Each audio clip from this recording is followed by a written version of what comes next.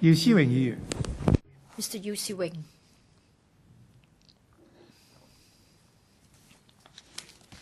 Mr. President, we are entering the 19th day of the Occupy Central movement. We have not wanted the clash to materialize, but this has already happened. This is disrupting our normal life. The purpose of Occupy Central is to paralyze the administration, to hold the government ransom, sacrificing the interests of Hong Kong. The protesters have occupied 3 areas in Hong Kong, paralyzing road traffic, and all walks of life have been affected. There is still a lot of uncertainty.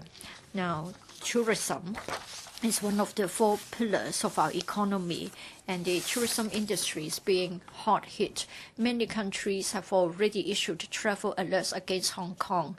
On the mainland, some cities and municipalities have restricted the permission given to citizens to come to Hong Kong. We used to have the peak season in November, October for exhibition and conferences, and yet we have got many notices of cancellation, and then hotel room bookings are less than planned, and many people are cancelling their hotel bookings. If Occupy Central is to continue, then I'm afraid that there will be a lowering drastically of the hotel occupancy rate, say 50–60%. It will be the historic low. For outbound travel, in October, for the first half of October, the turnover has dropped by 20% compared with the previous year. I think a lot of people are worried that as a result of Occupy Central, they should better stay home. We've got 1,700 travel agents. 90% of them are SMEs. They don't have a lot of capital. They are very limited in terms of cash flow. By getting cancellations of bookings, I'm sure they are being seriously affected. If there's no end to the occupation, the industry members may not be able to last much longer if they don't have a lot of financial resources. Towards the end of the year, they need to settle their accounts, and they have to give bonus pay to their staff, so they may have to be closed. Other related industries like transport industries and catering industries are also affected. It is difficult for them to survive. Rice bowls may be broken. Income will be reduced. Therefore, we can see that we are not going to have temporary losses. I'm afraid the damage will be done for the longer term. Now, democracy, we are seeing the negative effects on our economy, on our society. The government must do something to restore social order. We shouldn't allow unlawful behavior to continue. The administration and the police authority are being challenged, and our daily lives have been much affected. Mr. President or Mr. Deputy, I think we should still recall that on the 26th of September, scholarism escalated the protests, urged the protesters to climb over the fencing so as to occupy Civic Square.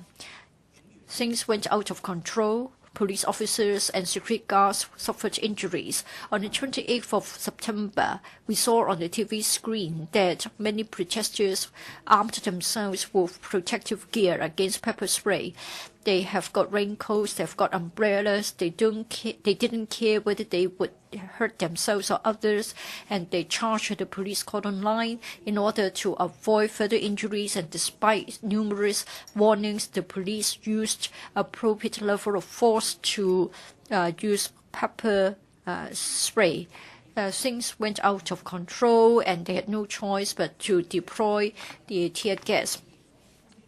Had the protesters adhered to their original pledge to protest in love and peace, I don't think the police would have suddenly deployed tear gas. At that time, I think the police exercised professional judgment. They used appropriate force so as to maintain order. I think they had no other alternatives at that time. In the world, Hong Kong's police force always enjoy a good reputation. In a year, we used to have thousands of protests and demonstrations. The police force have maintained a high level of standard. When compared with European and American police counterparts, our police force has always been very civilized.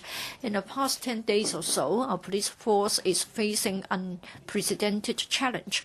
They have to maintain the law and order in the society of Hong Kong as a whole, and round the clock, they have to cope with the tens of thousands of protesters. They have to try their best to maintain the traffic flow as well as the order. They use their own bodies to separate the protesters and the opponents, and they have to be exposed to the elements. So we should commend them for their hard work. But then, after all, they're human beings. They have worked long hours, and they're being provoked from all sources. Sometimes it will be difficult for them to control their emotions. Individual policemen might have resorted to something that is too aggressive, too extreme. I don't think anybody would want this to happen. Should there be anything unlawful, that issue should be settled in court. Now, the pan-democrats cannot understand the police when there's such an impasse. On the other hand, they are airing unfounded allegations, collusion with the triad societies, abusing powers, etc., among other allegations. I think we need to be objective when we look at the clashes between the protesters and the police. In this way, we can prevent the deterioration of the situation. If you want to criticize anybody, you need to back up your accusation with evidence. We need to be fair, impartial. We should support the police in enforcing the law. Damaging the police reputation would not help to safeguard the rule of law in Hong Kong. Mr. Deputy, in Hong Kong, we uphold the freedom of speech. There are different ways to express our views. We may have different political views, but when we fight for our aspirations, we mustn't do so at the expense of the overall interests of the society. And we mustn't use paralyzing the administration as a bargaining chip, and we mustn't resort to any violent acts. In the past 19 days, the society have been most tolerant. For those living and working in the affected areas, they have to make detours. Students were not able to go to school normally. Small operators are not able to get goods delivered to the shop front, and they can only do so by pushing hand carts. The retailers, the caterers are suffering because of the loss of business. They are the silent majority, but then there's a limit to the tolerance. I hope that the protesters can think of others' hardship, stop this ASAP so as to allow the society to restore the order. Thank you. Mr. Tang Ka-piu. Thank you, Mr. Deputy. Colleagues, well, for those of us from the pro-establishment camp, between mid-July and mid-August, we joined this signature campaign to say no to the Occupy Central movement, and there were more than 1 million signatures collected. So even the pan-democrats cannot go against the overwhelming public opinion that was expressed during that signature campaign. But then if you look at the number of participants in the OCM, the turnout was a lot higher than expected. So why was this gap? How come public opinion has weighed in such a direction? So I've also consulted some who have joined the protests. They said that they had been mobilized because of the use of tear gas by the police. Whether or not tear gas should have been used or not. I think yesterday we had a very lengthy discussion on this. All right, I'm just a bystander, and I wasn't present on the ground. But then I think looking at what happened, I like to look at it from three perspectives. Number one, in terms of the how long it has taken. All right, to be more fair, it all started on the 26th of September, not on the 28th of September. What happened on that day?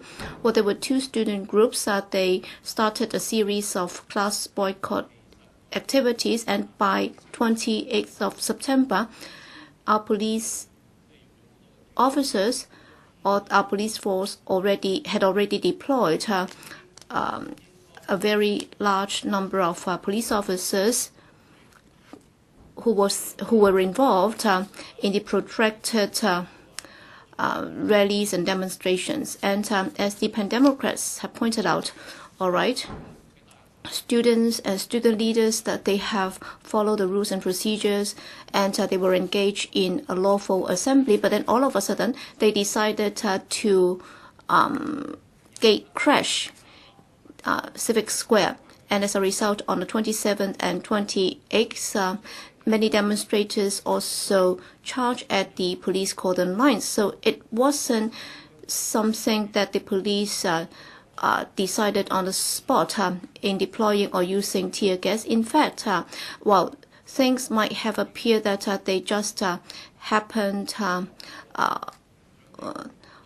the spot, but then actually many of these were premeditated or had been planned well ahead of the event. So they did not follow exactly the script that was prepared in advance. Well, as to what happened on the 27th and the 28th, there were waves of attacks which appeared to be premeditated. I think this objective fact was that the police were already working for days on end, and they were subject to waves after waves of attacks and charging it. And as I said, all of a sudden the student leaders decided to rush into Civic Square, and many admitted that they had deliberately done so. And then by 11 p.m. that evening, they tried to do something against the climax. So they succeeded. So all of a sudden, they gate crashed the square, and then on the 27th and 28th, the organizers of the OCM went there to show their support, and they said that they had no intention of advancing the movement. But then all of a sudden, on the 27th, they announced the beginning of the movement. All right, if it's like a tug of war, then the attackers actually resorted to sudden attacks. And we all agree that the protesters, or overwhelming majority of the demonstrators, were students and also ordinary citizens, and they were peaceful, rational, and non-violent, and they did not use any abusive language. So they just raised their hands when they were confronted by the police. And I also noticed that there was some WhatsApp message, and there was this middle-aged gentleman, and he was trying to mediate between the two sides, but then all of a sudden he was pepper sprayed. And then the other day there was another 4 minutes footage involving this gentleman, and he was the leader, taking the crowds to charge at the police cordon line on several occasions. So he was not that peaceful then. So it's not true that he was just sitting with the crowds in front of the police without doing anything. We have to admit that indeed we had such WhatsApp footages, and what looked somewhat similar.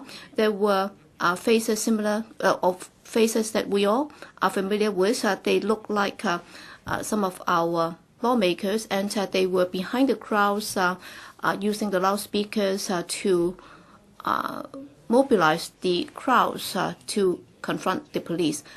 I can also refer to the instant news or live broadcast, all right, on the 27th of September at 10:30, before the announcement of the start of the Occupy Central Movement, student leaders were demanding that Joshua Wong be released immediately. And all right, well, for the student leaders who were arrested in the early hours of the morning, well, most of them were already released, and according to the law, well, within 48 hours, those who have been arrested would have to be released. Why is it that HAFS insisted on this? And then on the 28th of September at 1:30, well, in fact, a few hours later, Benny Tai announced that OCM formally started.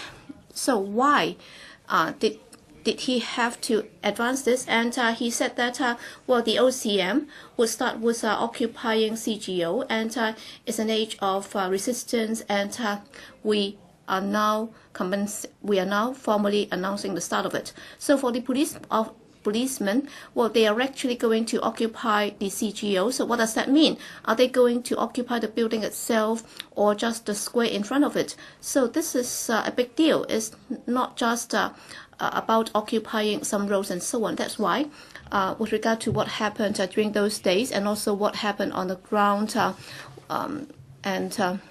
you will have to note that if the police had not decided to use tear gas, then what other alternatives do they have? So they would have to either retreat from CGO, and the forecourt was just a few steps away from the building itself. And then on the 27th of September, if you look at the 100 or so students climbing the fences and rush into the square, all right, it's already pretty risky. But then as a result of that, more than 10 security guards were already injured, and one staff was also injured, and 4 policemen were also injured. And if the police had decided to retreat from the cordon line on the 28th of September, how many casualties would there be, and what would happen? But then they did not retreat. All right, if I did not retreat, and if I just confront the crowds like what we've been seeing on TV screen, and if I do not resort to the use of force, then what will happen? Will there be further physical conflicts or scuffles? So will the emotions on both sides be more highly charged? And of course, the use of tear gas, and also the amount of tear gas being used, should that be treated as the use of force? We have to believe in the system, and the IPCC will be reviewing the case, and I think all of you, including the student leaders, will have to have faith in the system that has been established for many decades, instead of just smearing the police. And I'd like to refer to this commentary, which is rather neutral. All right, he was present and he heard what the young demonstrators were talking about the police. All right, why don't you just go back to the can, and you're just dogs, and who have fed you? So I think that also applies to lawmakers, because we are paid by the taxpayers. So just imagine police officers hear this kind of provocation day in, day out. These are verbal abuses.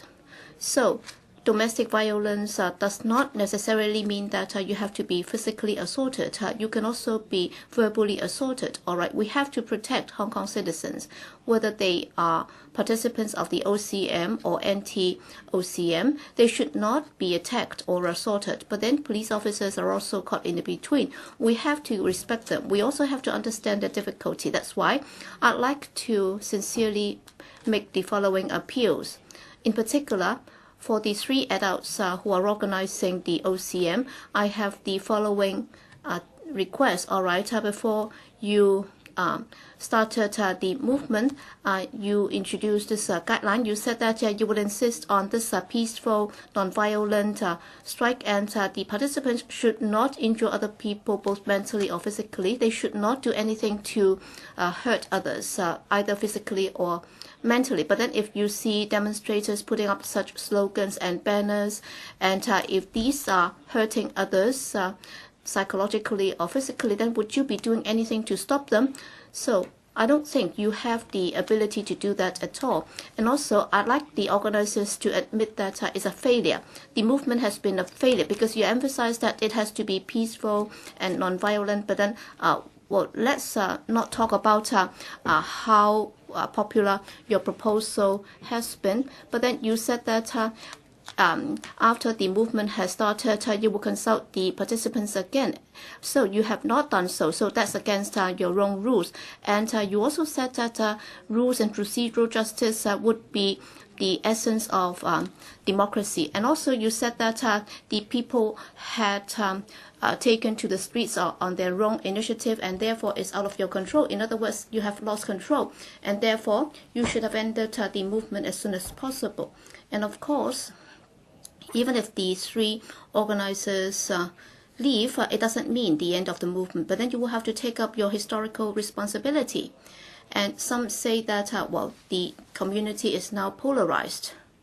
I can see that there are two levels of such polarization or rift. In fact, we have so many families with different historical background. For example, my parents came to Hong Kong from the mainland as illegal immigrants. They swam to Hong Kong, and of course they got here as grassrooters. And therefore, all they wanted was stability, rule of law, and also freedom and so on. So at least they like to maintain the current level of freedom so that there would not be any damage to this. But then as to which of these core values should rank number one? Does that mean that it can only be achieved at the expense of others? I hope that the participants of the OCM would think twice about this. Inevitably, the damage is done. All right, to me, certain core values would be more important, but then others, they think that making a living is the most important thing. So should this also be respected? And also, there are things that we have to face up to. That is how we view the one country, two system concept. So what kind of power should be exercised by the state? All right, when you go to the stage, they said that autonomy, and early this year, the Hong Kong youth students actually talk about allowing the whole race to be autonomous and make its own decisions. So I'm not referring to respect. So should we understand and appreciate how the one country would feel about this kind of statement? That's where the rift is. All right, I think one country is important, but then you think one country is not important. But then as social leaders, well, I am embarrassed because I did not have the experience of the June 4th movement in 1989 because I was only 10 years old. But then I also joined some marches because I felt that as a young person, if I joined such rallies, I would have contributed to changing the society. But then there are many ways of changing our society. The most important thing is that we should not do damage to our society and the social fabric. Well, as a lawmaker, I could see the 4 paintings out there, and I understand that, there is this evolutionary process, and I can see that those paintings are the 4 president of the council. How come we only had 4? That's because before 1990, the president of this council used to be the governor of Hong Kong. All right, we might not have any idea about this. All right, today we don't have the chief executive acting as the president of this council, and therefore democracy is a gradual process. Only by respecting the law, only by respecting history, only by consulting one another, so that we can achieve true democracy. Thank you. Mr. Leong Chi-chuen.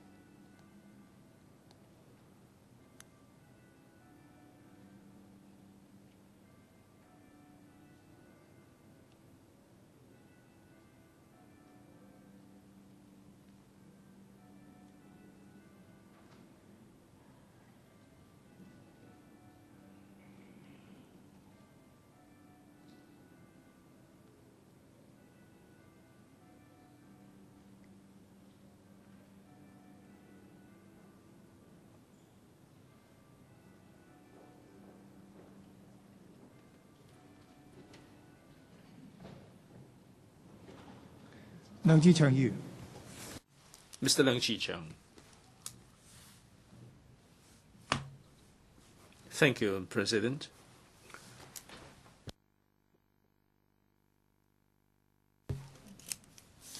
President, the Occupy movement has been going on for 19 days, more than 2 weeks.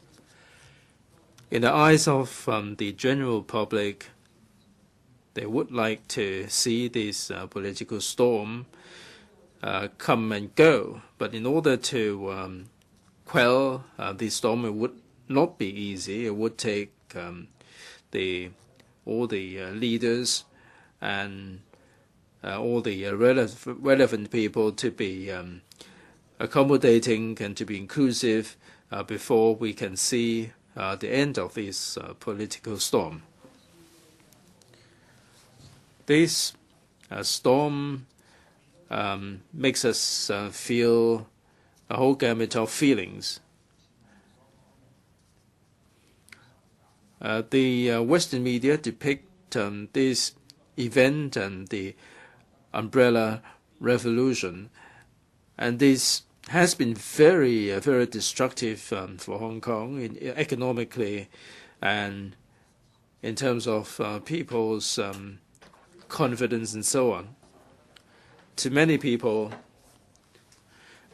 they have scored a victory, but for the rest of the people of Hong Kong, this so-called revolution has really distressed a lot of people in Hong Kong. Because the achievements that we have made for 3 generations have been undermined. Hong Kong has degenerated into an uncivilized society. And what I have to say is that this so-called color revolution has paralyzed the traffic routes, and so many people's lives were thrown upside down, and this is very much the purpose of the movement.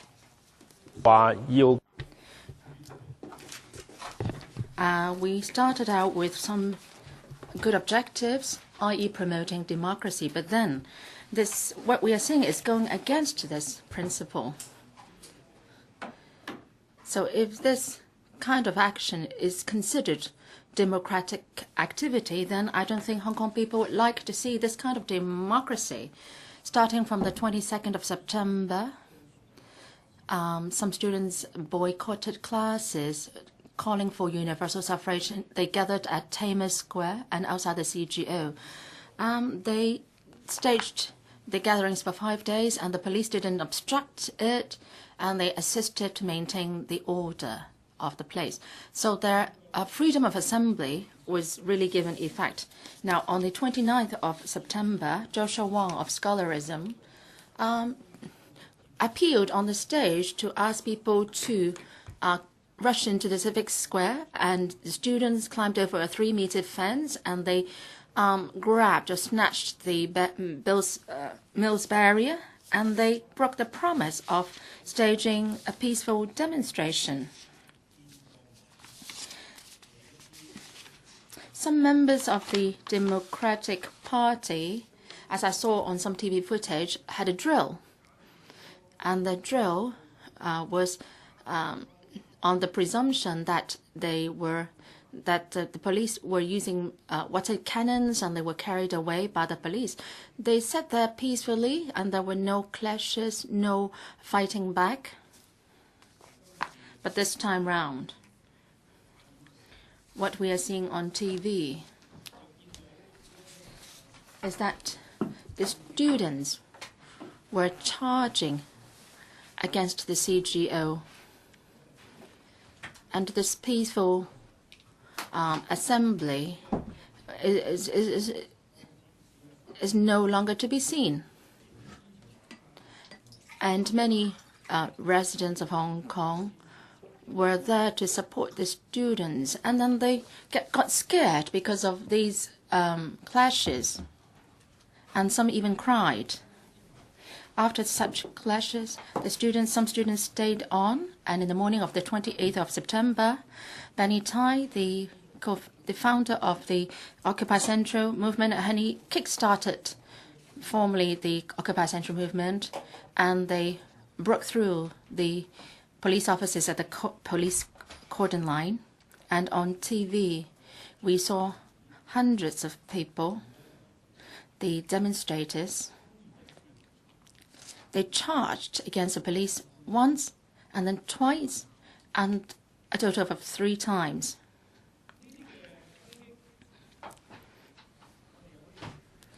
Well, some colleagues said that this kind of storming can be branded as a peaceful storming. But in my common sense, in the umbrellas were considered a weapon. Well, if you watched dramas of Wang Feihong, well, this Kung Fu master, and he was using an umbrella to fight against his opponent. And if the umbrella was used as a weapon, that could also harm people. Isn't this common knowledge?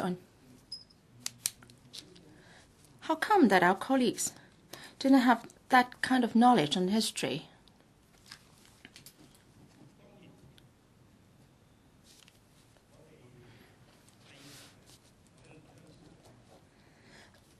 I grew up in a village, and people advised me to take an umbrella when I go out. One is to get shelter from the rain and the sunshine. And second, it can be used as a walking stick. And third, when there were stray dogs coming by, we can use it to fend it off. So umbrellas can be used as a weapon and to protect oneself too. So if you are using an umbrella and you're charging against the police cordon line, would harm be done? I can say here that if the Democrats can tell me that no police officer was injured because of this storming, then what you said can stand. What you said on peaceful demonstration can stand. But of course, in these incidents, many students, many people of Hong Kong were just in the vicinity watching on, and they didn't know that those who charged against the police used what kind of tactics. Have you seen how some Chinese martial arts are being used? Well, in that kind of Kung Fu skills, and they would just use the leg under cover of a dress to attack the opponent. So on TV screens, we could see that people were raising at their hands, but at the same time kicking the police officer in front of him. So is it the fact that the police officers got injured? I believe that people of Hong Kong can make a fair assessment of whether the storming of the police cordon line is a kind of violence, is a kind of act that will hurt the police.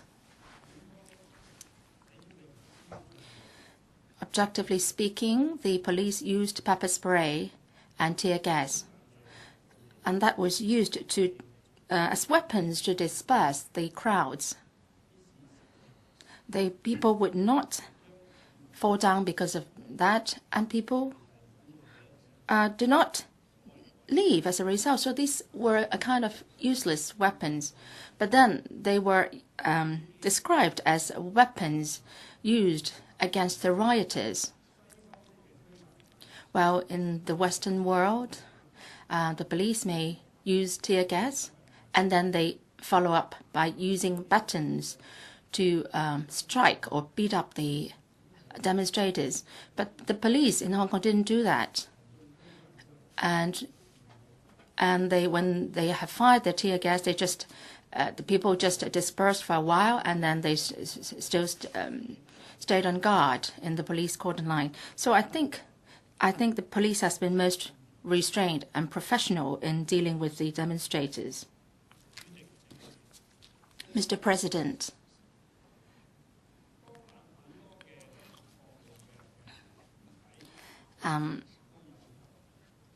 media organizations had taken photos from various angles, and the truth could be told from those. But in some media and some social networking sites, they were trying to cause alarm, and they were not truthful in their reporting or messages. And they would just show footage which worked not to the disadvantage of the police, and they try to stir up people's emotions. If this situation continues, this movement cannot come to a halt. Mr. Alan Leong talked about reasons why people will take to the street to put up a fight. But we have to analyze the reasons behind first.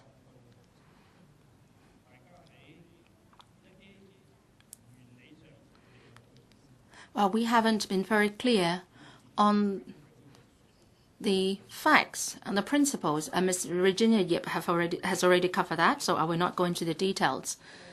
And second, the founders of the Occupy Central movement have been planning the movement for over a year, and then they have been making negative comments on the government's policies.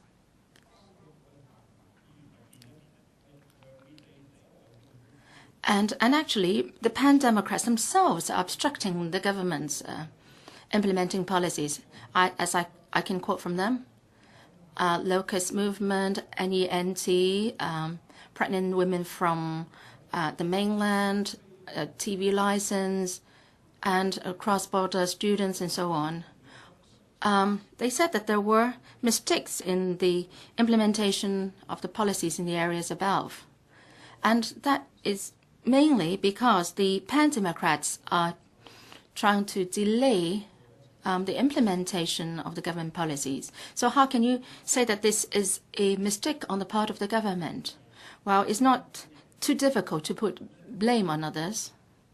Well, a lie told 100 times becomes the truth. So from the demonstrations, well, people will come to realize that how divided our society is. Because of this movement, there have been conflicts in the family and so on and so forth. We tried hard to maintain Hong Kong's prosperity and stability, and that is a result of the hard work of a few generations. This is one group of people, and there is another group of people who try to revolutionize the whole society. This is a battle between the two groups, and I believe the majority of people would like to have stability and prosperity in Hong Kong. They would work hard for it. Even for those who want to stage a revolution, they can't break the law and block the roads. That can't be a part of their tactics, or else they will become a heap of garbage in history, and they will be chased out of the historical stage of our. The OCM has affected people's daily lives and affect people who's going to work and school, and people will not be liking it, and we will be opposing it continuously. So I appeal to members of the public to express our dissatisfaction to these people who break the law and oppose their illegal acts. So I speak. Thank you, Mr. President. The Honourable Ronnie Tong. Mr. President, we are faced with the most daunting challenge since 1967. Mr. President, I hope that after going through thick and thin, after going through so much and so many mass assemblies, it seems there are many people with wisdom in Hong Kong. I thought that faced with this challenge, we would have resorted to better means to resolve this dispute. Unfortunately, President, I only saw emotions, thinking that one was the most powerful, thinking that if power was in one's hands, he or she could solve the problem. I have listened to members here in this chamber, and we are honorable members, but I have not heard members talk about how we could redress this serious division in society. Many have been rather superficial in tackling the problems, as if by describing the problems, you have solved the problems. President, we are not faced with an issue of social order. Such street assemblies all over the world do not point to social order problems. We are not faced with a transport issue either. It is not because there is traffic congestion, people cannot go to work, so we are tackling a traffic congestion problem. And President, this is not even an issue of police-public relations. It is not just there is confrontation between the police and the public, so we have to resolve it. Because we are faced with a very deep-seated kind of conflict and the consequence of this conflict. So if you don't face up to this deep-seated problem, if you only scratch the surface and say whether tear gas should be launched, whether there should be pushing and shoving, and President, somebody even said whether when I leave the Legislative Council I should be attacked with verbal abuses. I think that is a gross simplification of the problem. President, we are faced with a political issue. But have we tried to solve it from a political perspective? I must say that a few days ago, I was in front of the TV screen and I saw Mr. Wai Leong giving an exclusive interview to a TV station. President, I'm not a radical person, but I was so I had the urge of throwing a glass at the TV screen on that day because he shoved all the responsibility to the frontline police commander. It seemed he forgot that he was the CE.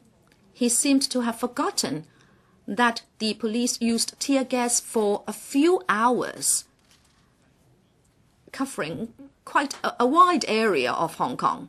And he seemed to have forgotten why we have come to this stage. This is because tear gas was used. President, at that time I was not in Hong Kong, but every minute or every few minutes I would tune into CNN. And from the media, I saw this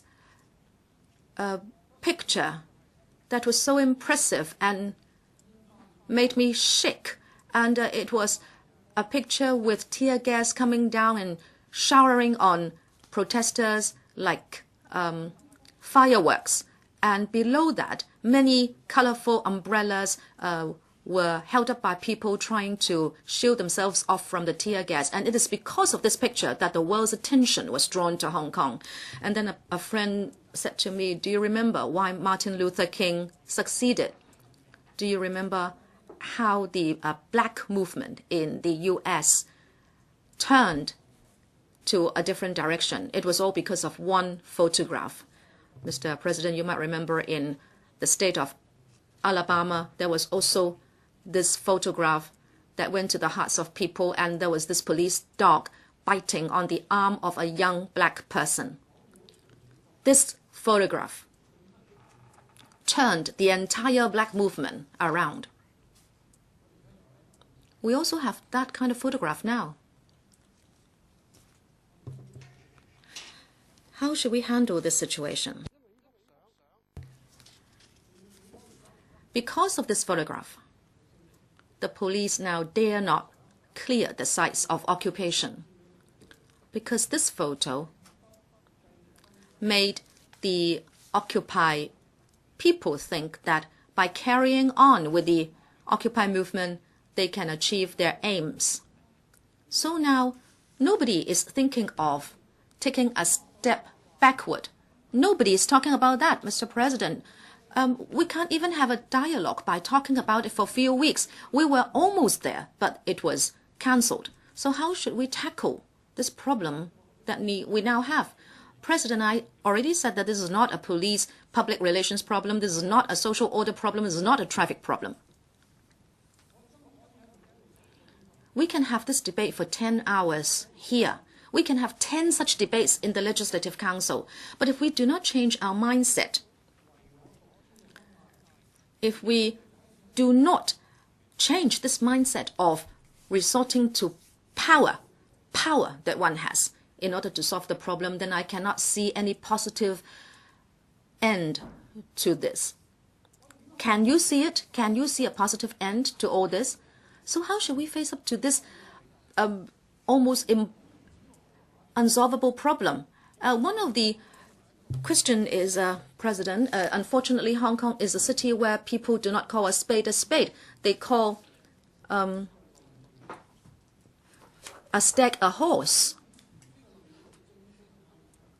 We are seeing these species arguments, and these species arguments are eating into the unity of our society.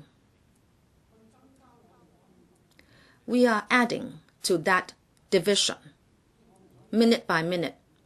President, I don't want to quote Mrs. Regina Ip as an example, but she is the closest example I can find. Of course, she read politics. I did not. I don't think many of us here read politics, but we are all in politics. Mrs. Regina Ip said her speech, and we could not just return a smile to it. She said, screening happens everywhere. She said, look at the U.S. There is screening. You have to be born on U.S. soil to become president. Well, President, I don't know whether Mrs. Regina Ip had to sit an exam for her politics course. But if she applied such a theory to her examination, she would not have passed. Because we have discussed screening for dozens of times here and many more times in society for many more years.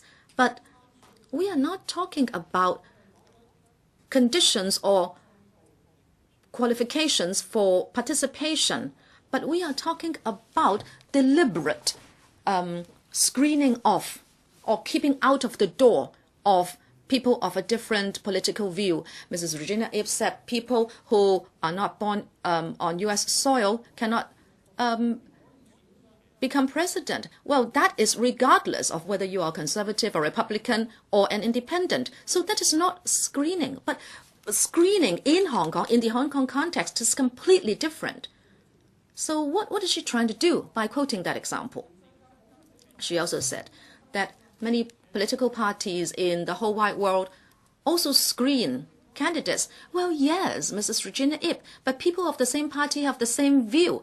There is internal competition within a political party, and that is not screening. If a member of DAB comes to the Civic Party and we screen you out, then that is screening. We are talking about screening by the nominating committee. And we are not talking about the conditions for participation. If I remember correctly, one has to be 40 years old to stand. Mr. Paul Che was screened out because he did not reach that age. But that is not a kind of screening, because whether you're Paul Che, you're Alan Leong, as long as you are not 40 years old, you cannot become the CE, right? So I really don't want to insult her for saying that she called a stag a horse. But by saying that, she is only adding to the division. The divide has become bigger, and really we don't speak on the same frequency. I don't think I can speak to her. And so how can we solve the problem? President, I think we have to keep a cool head. We need to do it by example. I hope we will all cool our head, and so the temperature can cool outside. So we could have a chance, maybe the chance is no longer there, so that we could have the chance to resolve this most daunting challenge. Don't bury your head in the sand to say this is a police problem. I don't have a lot of time left, but I must talk about what happened yesterday. The attack on protesters. President, chronologically, that is related to what we are talking about today, but the basic principles are not the same. Whether the protester was protesting for lowering of prices or genuine universal suffrage or just loitering in the street, whether or not it was a protester or a policeman, no matter how big the pressure you are suffering from, what happened yesterday should not have happened. Even children know that they should not crowd over a person who is defenseless and then continue to beat him up. This is a basic kind of morality and ethics. Now, what is the reaction in society? I don't talk about reaction here in the chamber because I don't want to spark off more controversy.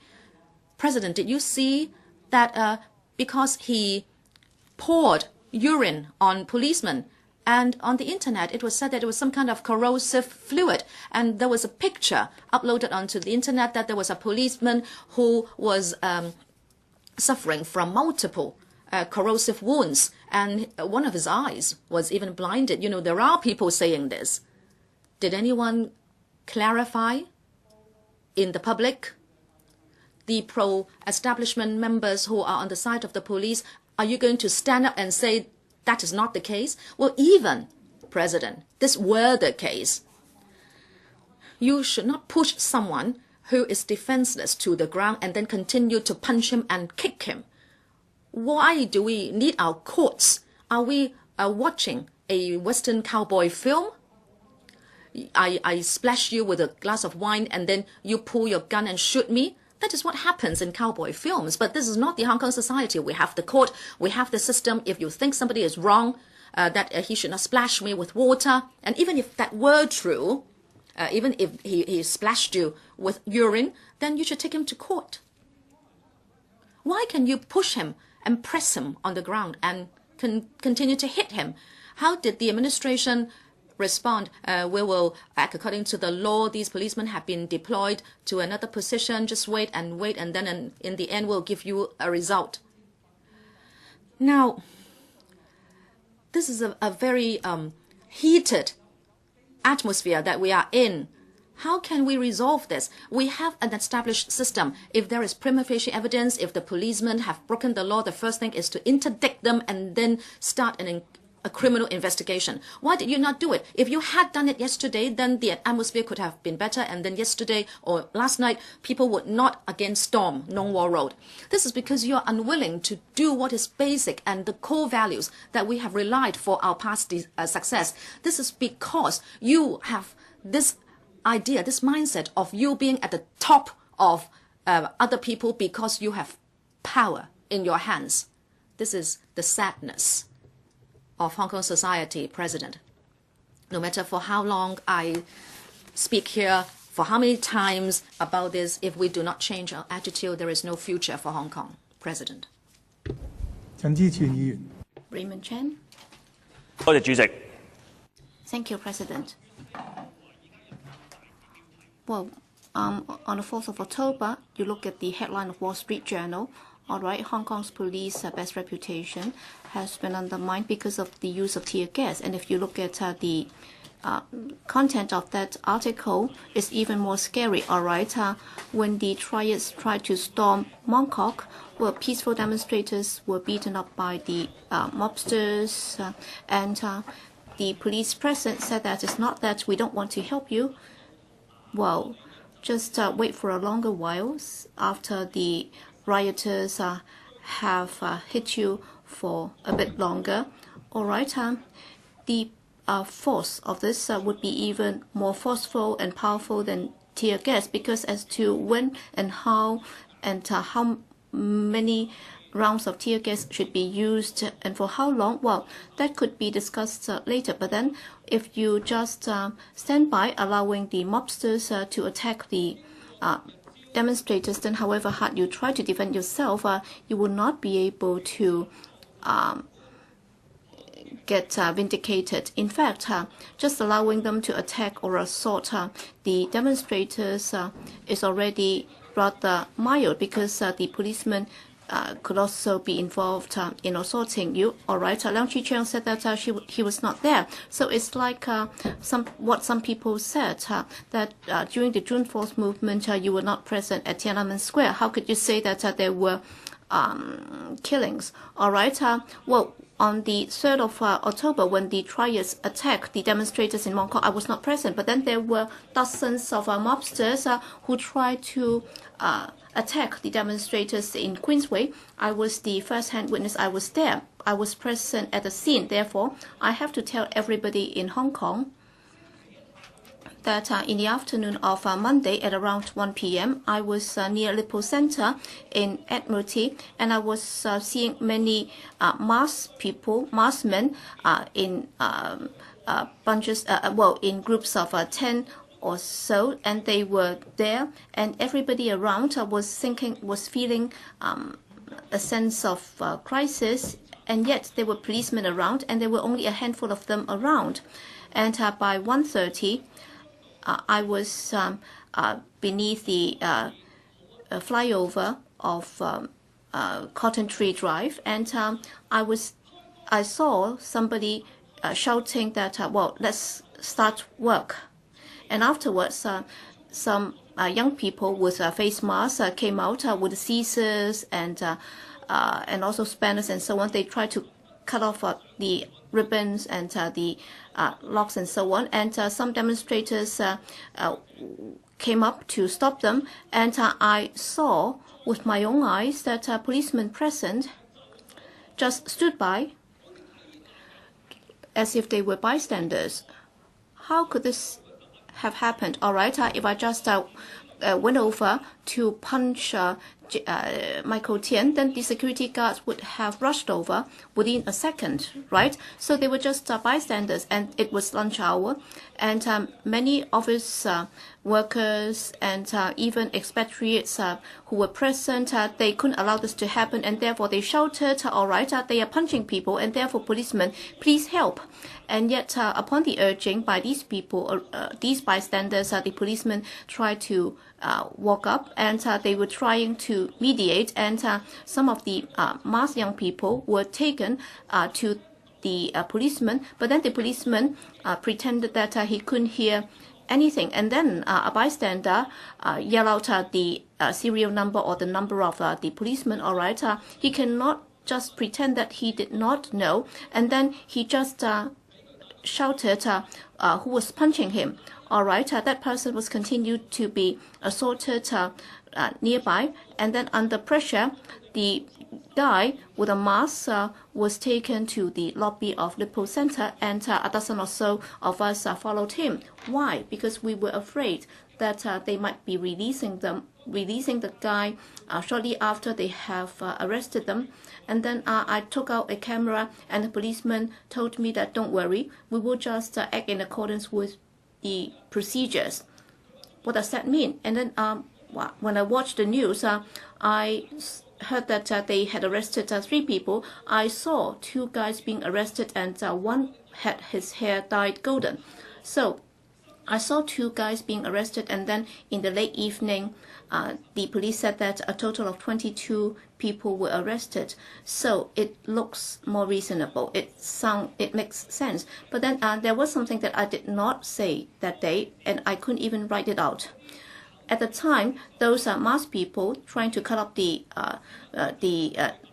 knots and so on, and when the people were beaten up by them, and after a few minutes, I saw a policeman in white shirt, and he raised his hand, and then he just softly waved, and then the maskmen immediately dispersed. So this is really collusion or collaboration between the police and the mobsters. So why would the triads and the mobsters disperse after a policeman raised his hand? Policemen should be discharging their duty, and if they are open and candid, and if they do not have enough reinforcement present at the scene, and therefore even if people had to be arrested later or dispersed, then of course this is something that we would be prepared to accept. But then, they said that in the morning they were just recovering some government property and belongings, and you said that you're not clearing the site, you're just cleaning up the street and you're removing the obstacles and barricades. But then by noon, the triads came over to clear the site, and then afterwards there were over 1,000 Red Forces. They call themselves love Hong Kong and love the country people, and then they try to storm the protesters. How come this has happened? All right, police forces, underworld forces, and then the Red Forces, they are actually working closely with one another, and they managed to mount a very seamless collaboration. So people say that, what can we do? Because they've accepted money, and they are just working on the instruction of the police. Well, I say no worry, because precisely because they've accepted money, and they would only work after receiving money, so they would be off duty after a while, and that's why as soon as the time's up, they would just leave. And according to the reports, they've been paid for 3 hours. That's why they were taken away by coach buses. All right, Mr. Lai Tong-kwok, the Secretary for Security, yesterday said that he would call upon the demonstrators to leave peacefully. But then whatever he said,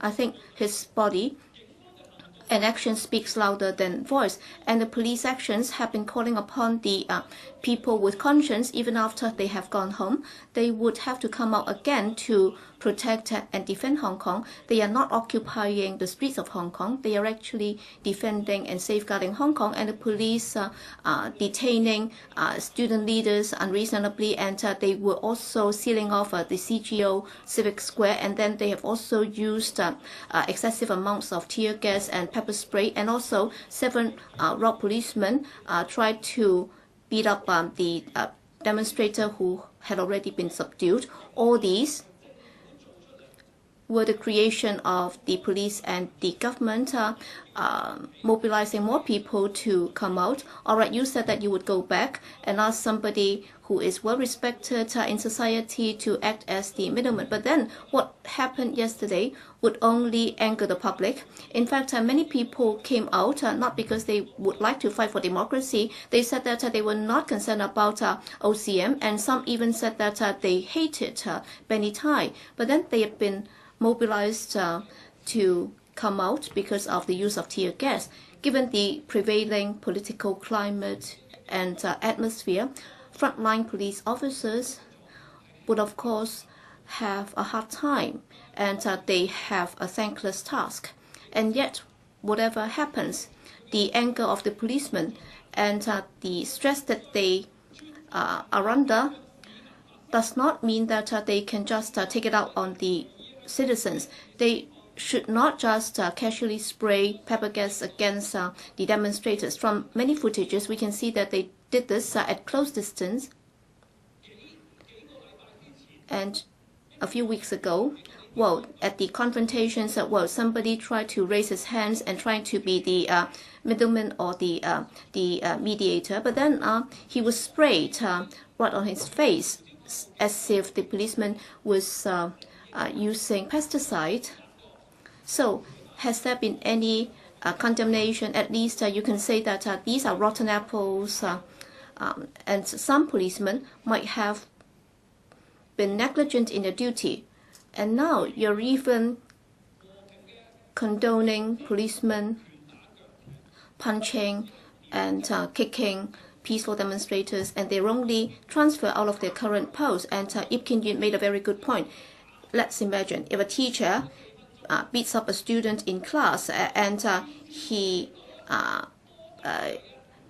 hit him for 4 minutes, and it was filmed by the TV station. All right, what are you going to do if you just say that, okay, I'll be transferring him to another class and I'll just redeploy him to a clerical post, and there is no suspension of duty? Then how can this be allowed to happen? I think they should be suspended from duties. And what if this happens when a citizen took a policeman to the back lane and beat him up? Would this have been tolerated? But then, according to the news that we got, well, senior police officers have been brainwashing the frontline policemen, and in order to boost their morale, they said that the demonstrators are like terrorists, and therefore you should not relent your efforts in tackling them. So even if there is instruction from your superiors, it doesn't mean that you have unfettered powers under the international covenant. Well, for any public officer or policeman, whatever nationality you are, well, when you enforce your law, the law, and discharge your duty in Hong Kong or elsewhere, if you deliberately occasion bodily harm or pain or inflict pain on others, then you would have you have committed a torture offense. And then through the indictment, if you're convicted, then you can be sentenced to life. So police officers, when you discharge your duty, it doesn't mean that you have unfettered powers and you can do whatever you want. But then what has C.Y. Leong told you? Well, he has made it clear. With regard to the use of tear gas on the 28th of September, it was the decision taken by the field commander. In other words, he had nothing to do with it. Obviously, he was passing or shirking the responsibility to frontline police officers. C.Y. Leong was not able to deal with this political reform issue. That's why he tried to shirk the responsibility to police officers, in particular those at the front line. And as a result, there were serious conflicts between the citizens and the policemen. He should shoulder the biggest responsibility. Finally, I'd like to quote what had been spread yesterday online. This is an article. There were over 20,000 people spreading this article. Well, in particular, for the frontline police officers on duty, you will have to listen to this. All right, this is something written to the frontline policemen. It says that what you're facing is a political situation. It's not a simple law and order incident. It's not something that you're able to deal with given your training. It's not easy for you to understand the situation. All right, you can just punch him with a baton, and then you can see blood on the head of a female student, and then it's broadcast as headline news in CNN. This is really very ugly. And then with a change of mind, C.Y. Leong said that it's you who had done it, and then you would be arrested and taken to court. All right, he is most skilled in shirking responsibilities. You have seen it before. And yet, after you have broken the head of a female student, would you be promoted by your seniors? Well, in the end, Andy Zhang, who has disappeared recently, he will claim all the credit, and then after his retirement, he will join a Chinese enterprise, and then he'll be getting more than $10 million a year as pay. So why bother to do this for them? All right, C.Y. Leong has created the mess in the first place. Why? Policemen had to be caught in between. All right, he has repeatedly downgraded you so that you look like traitors. So you have been insulted time and again. Isn't that enough? These are my remarks. Mr. Albert Ho, Mr. President, since the 28th of September, This is a grand and solemn demonstration staged by people of Hong Kong. Some people may criticize it, but we believe that when we go down to history, the movement will be given very positive assessment. You can see from the movement that there are some conflicts, but Hong Kong people sincerely wished to uphold the values they believe in, and they are there to make selfless sacrifices for the sake of our future generations. They took to the streets, they braved the elements, and they slept on the streets overnight, every night, and they had to face the threat of the police coming to clear the sites. And in some districts, they are threatened by riots. So why were they still taking to the streets? Mr. Alan Leong said yesterday that we should look at the reasons and the results of the demonstrations. So many colleagues have joined in the discussion. On the 28th of September, the police unreasonably and disproportionately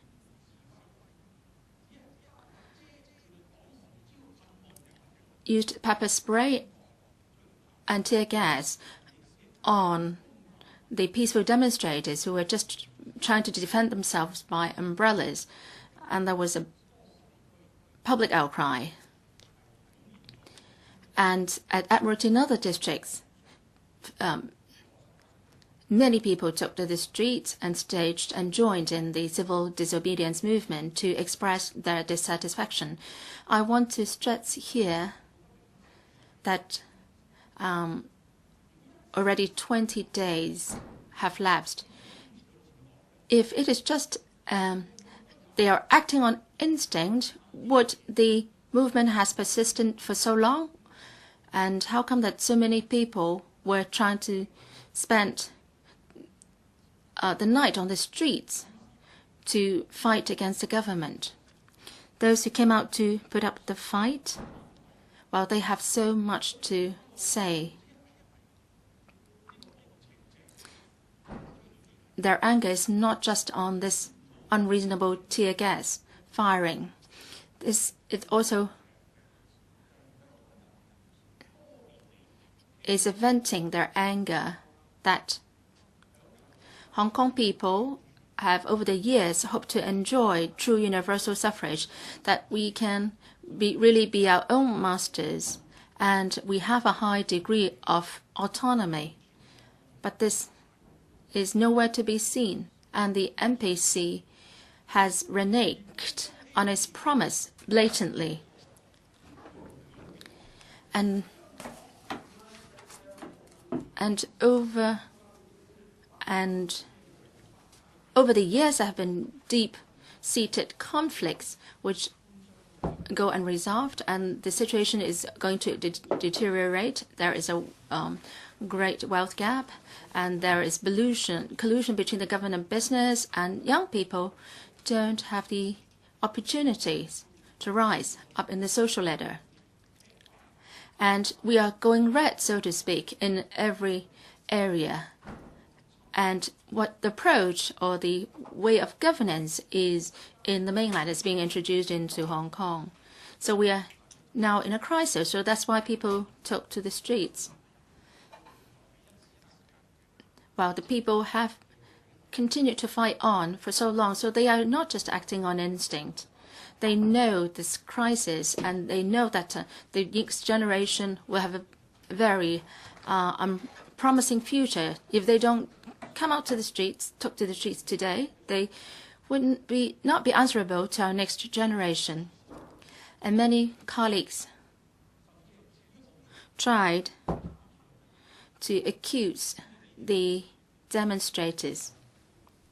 Well, their reasoning is foolish and shameless, and it's insulting Hong Kong people's wisdom. How come that they can come up with remarks like those? Mr. Ronnie Tong, in responding to Mrs. Virginia Yip's discussion on democracy, well, he said that Mrs. Virginia Yip studied politics. No, she studied literature. Well, it's just after that, after Article 23 fell through, he studied politics for 2 years. Perhaps she didn't study hard enough. A scholar came recently to Hong Kong to publish a very important article on what is meant by international standards and what are unreasonable constraints. Perhaps she hasn't read that article, or she refused to read the article. Unreasonable limits will constitute fake universal suffrage. Well, in North Korea, we have one man, one vote. In Iran, we have one man, one vote too. But you cannot compare ourselves to our system to the primary election system in democratic countries. Some other remarks are also very staggering. Mr. Leong Chi-chuen said that umbrella is a weapon, and so hundreds of thousands of people had to be arrested. Now, possession of offensive weapons in a public case is an offense, and the people can be arrested for that. Well, you said that umbrella is a weapon.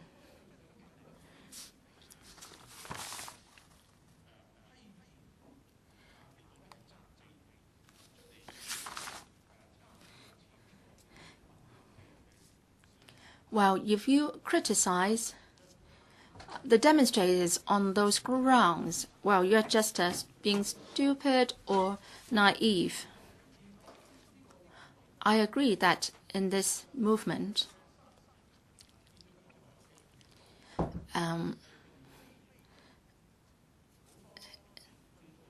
its development subsequently has not been the kind originally expected by those who planted the movement. But we know that because it's the government's outrageous measures that the people get infuriated, and this is something that we foresaw in the beginning. Say, for example,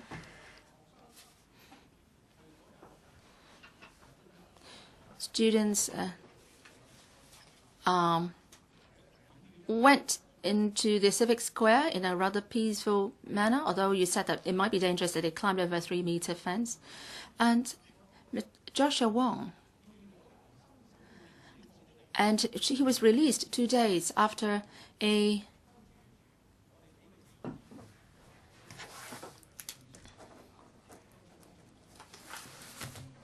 habeas corpus was issued. And for myself and Emily Lau, we wanted to take some sound equipment to the area to facilitate the gathering. Now, if not for the government's interference, arresting the 5 of us and closing down Timei Avenue, and also the footbridge connecting the Admiralty Center, and because of the closure and because of the detention of the sound equipment, and students was not released, so people got angry. And also, because of the closure of the footpath of the footbridge, people could not get through. So they rushed into the carriageway. So it is the police who forced them out onto the carriageway. And then the use of the tear gas. So it was all because of what the government and the police had done, that we have scattered demonstrations everywhere. the police, the government knows very well that it has lost the people's trust in it.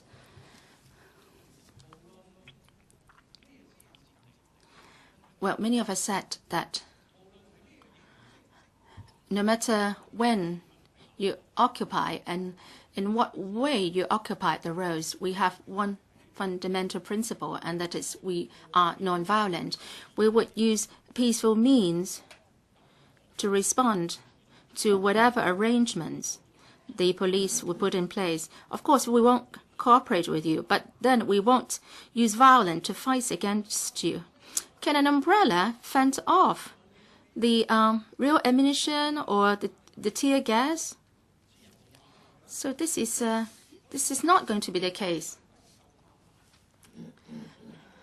So we are prepared to face it, but the police dare not take action. So that's why the red power and also the triads are there also. Mr. Raymond Chen just now shared his experience there. Well, it's very obvious that the triads are sort of allowed to be there. They were condoned by the police for doing what they do. So this is what I call outsourced violence. So you are outsourcing even the use of force. So what would happen to Hong Kong if that happens? So if the police is doing that, can we talk about them? How come there will not be no more morale of the police? Well, after what happened in Mongkok, there was an outcry, and on the third day, the so-called influential people with background, were staging a show. Some of them wearing yellow ribbons, others blue ribbons, and they were staging a show. And then some people wearing yellow ribbons were storming against the police. Well, they're not part of us. Well, our people are restrained, and they just sat in the demonstration zones to read books, chatted. And if people used foul language on them, they would just sing a birthday song. As simple as that.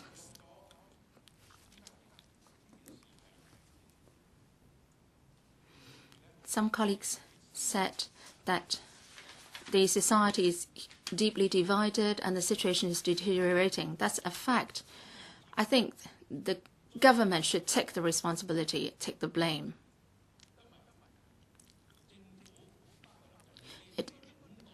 The government, including C.Y. Leong, should take the lead to resolve the matter in a civilized and reasonable manner, and you should do it through a dialogue with the demonstrators. You are a representative of Hong Kong after the 622 referendum and the 1st of July march and the umbrella movement. You know how strong the public is towards universal suffrage. How come that up to today you are not willing to have a dialogue with students, and you're not even willing to prepare a supplementary report to submit to the Beijing to restart the process? Well, I know that there is something that you can't do, say retracting the NPCNC decision, but at least you should be obliged to reflect Hong Kong people's voices to Beijing. How come that you, for such a basic responsibility, that you're not doing it? Che-cheung said that, look at Scotland. After the voting, people of different factions shook hands and their relationship would not be affected. It's exactly because they did have a good democratic system. So Gary Chan, shouldn't we be using a referendum to resolve the matter? And that referendum should be agreed upon by Beijing. So let's agree among the Beijing government and the Hong Kong government that we should conduct a referendum to make the decision that we should have universal suffrage for Hong Kong. Chi-chuen. The Honourable Paul Chair, Mr. Raymond Chen, quorum call.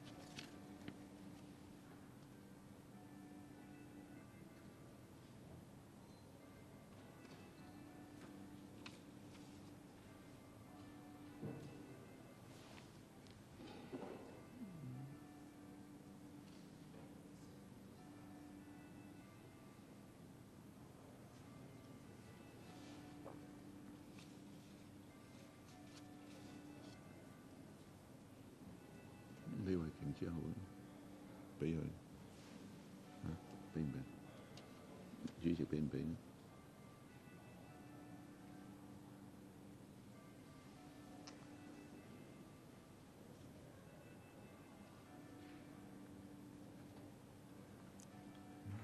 李慧瓊之後。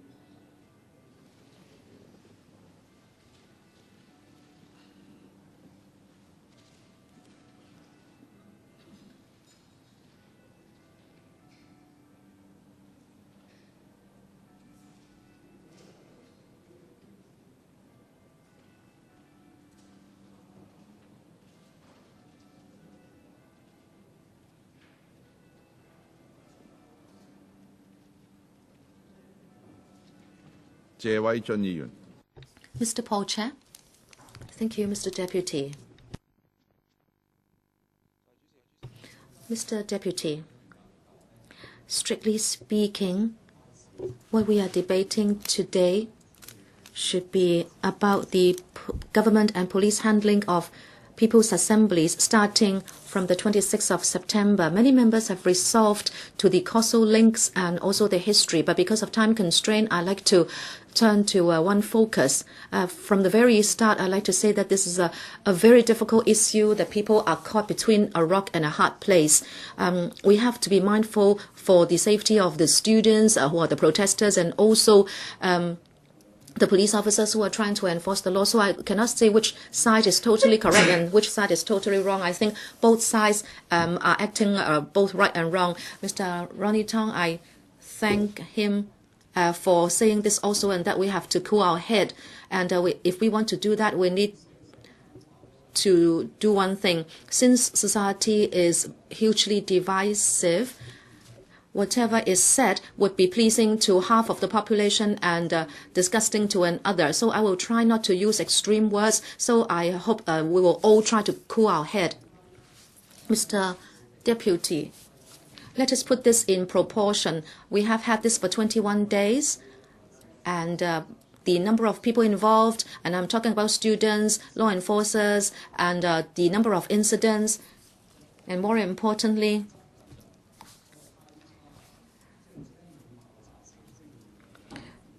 that this is a highly charged environment. We have to look at this in that context. Mr. Alan Leong talked about the cause and the end. Now, I'd like to address this as well, but I won't trace it back to Adam and Eve, because if you want to talk about causal links, you can go on forever. Let us look at the causes that are for more recent times. First of all, the beating up of the protester by the 7 policemen. Of course, we cannot draw a conclusion on the incident now, but maybe we have only seen half the facts. And so I hope you will be more reasonable and rational and look at the entire incident and its background before you come to a judgment. Secondly, I'd like to talk about the characteristic of policemen. Many of us may have friends or family members working in the police force. Now, I hope what I'm going to say will not be too far from the facts, that the majority of the policemen are people who want to contribute to society, that they want to protect the life and limb in society, that they are people with ideals, they are men and women of courage, and therefore they have their own value system in looking at what is right or wrong, especially what is lawful or what is unlawful. I believe they have the idea of how to draw this line. When the police enforce the law, and in their value system, if they see things that are unlawful or illegal, and yet they are restrained for a long time, and they are held back from enforcing the law which they think they should be doing, and at the same time, if there is a minority of people who continue to provoke them verbally or physically, then we are pushing our police force to a very difficult test.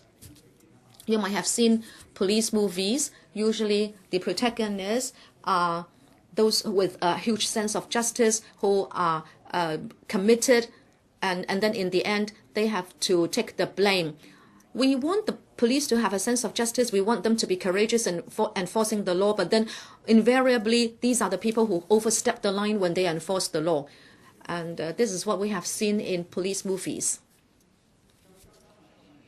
Plus, in modern society, the media, or in fact every citizen, can be a reporter because we all have smartphones.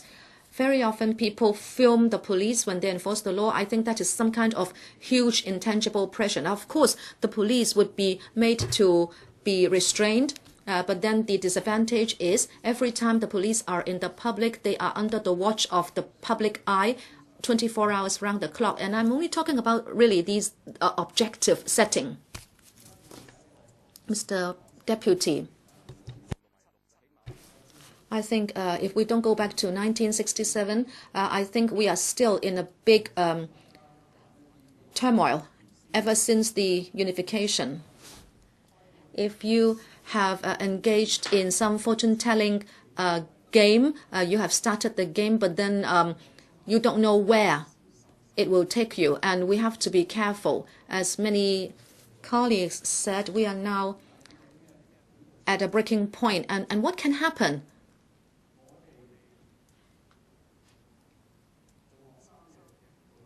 The students, the teachers can stay away from school, they can refrain from teaching or learning, and the average worker or businessman can refrain from operating the business and give up everything they have.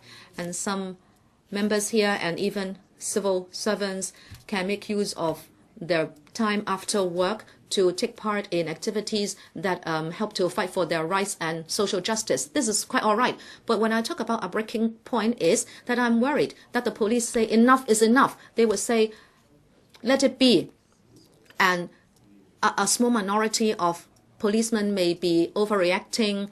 They may not be able to keep themselves under control, and so they involve in acts that will be lambasted by the entire world. And if they think that the media reports do not reflect all the facts, and if people elevate it to unreasonable heights and label them to say that they are rogue policemen, that they have no regard for the law. Now, if that's the case, I'm worried that given human nature, they will say, so what?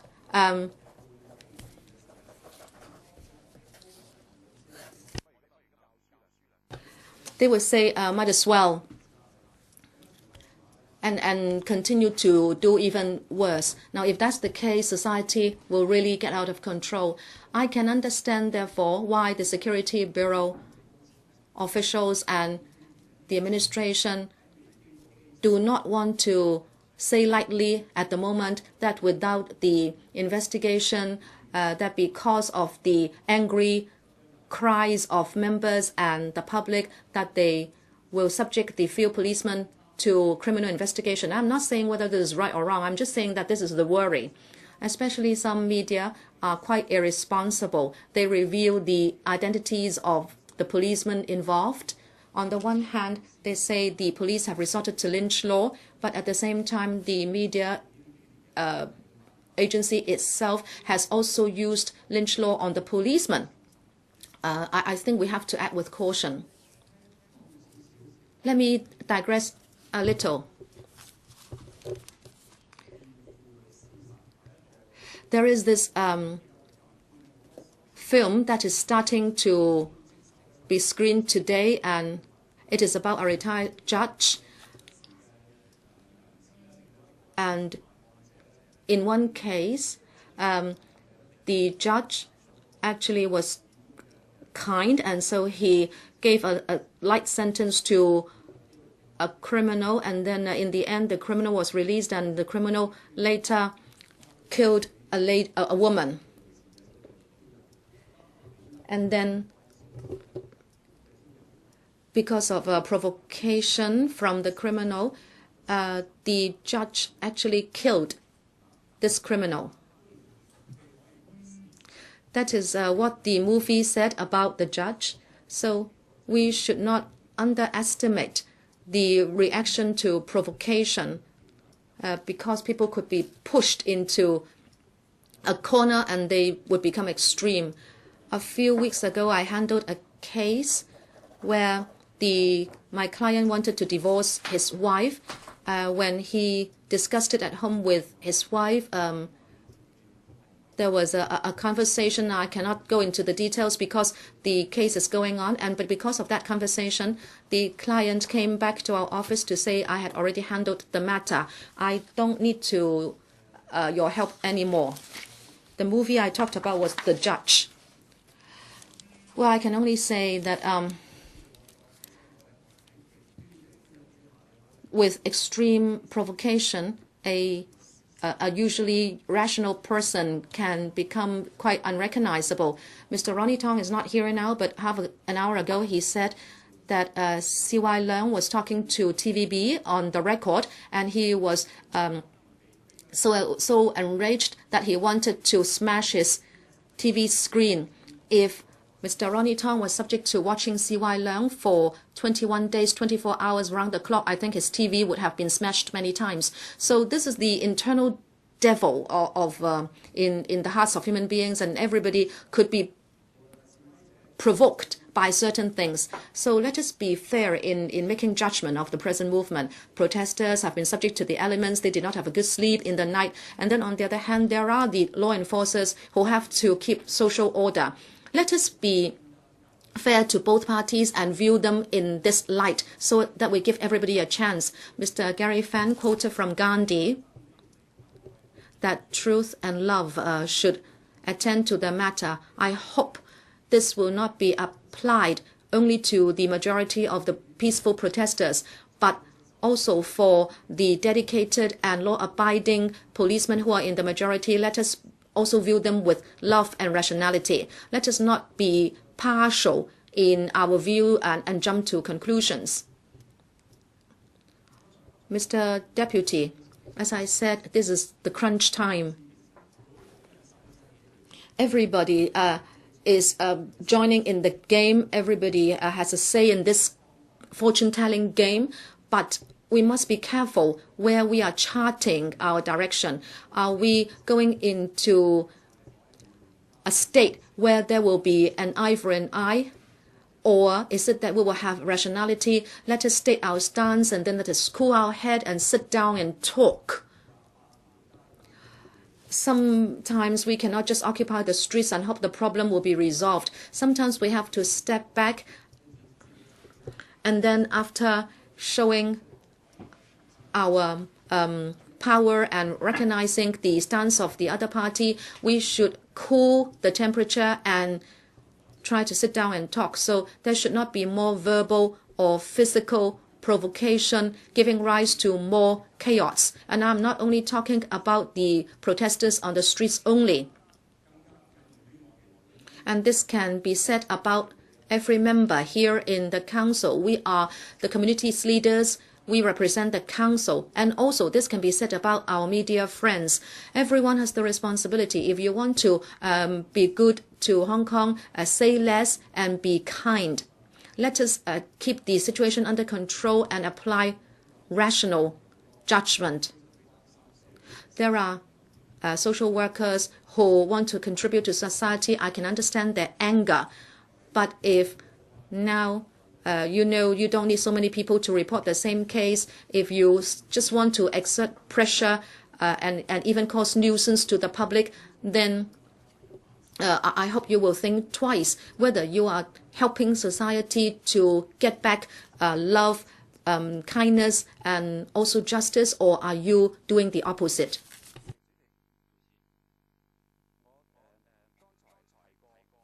Mr. Deputy, I mentioned that sometimes we need to be careful when we deal with human nature. And I hope that whether we are talking about protesters, the law enforcers, or friends around us, let us be accommodating towards one another. Maybe you say, I'm wasting my breath because we have a battle, but then we need to have time before we can resolve problems. Maybe now we cannot resolve political disputes or contradiction between the mainland and Hong Kong, and also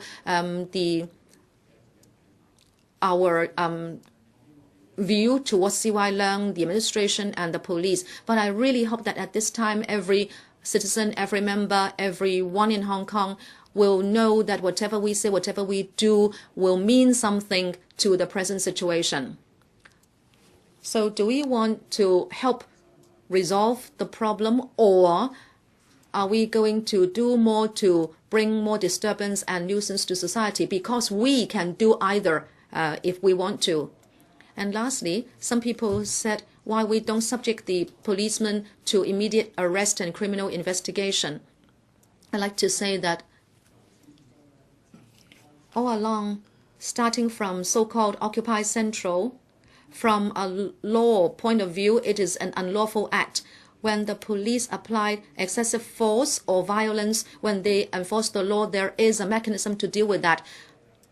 It is not the same as the policeman receiving a report of rape or theft in the police report room. That is something different in order to preserve the morale of the police force and so that there will be some order left for Hong Kong. I understand that we need to act with care about this accusation. Let us not make it worse.